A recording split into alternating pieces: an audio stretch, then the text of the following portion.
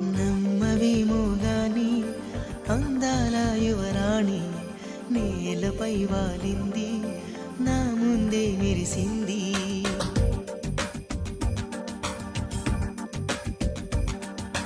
నమ్మవేమో గాని అందాల యువరాణి నేలపై వాలింది, నా ముందే మెరిసింది.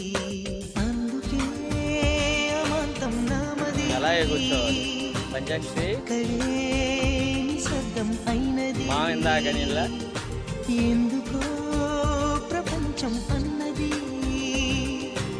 ఇక్కడే ఇలాగే నాతో ఉంది. నిజంగా కళ్ళతో వింతగా మంత్రమేసింది, అదేదో మాయలు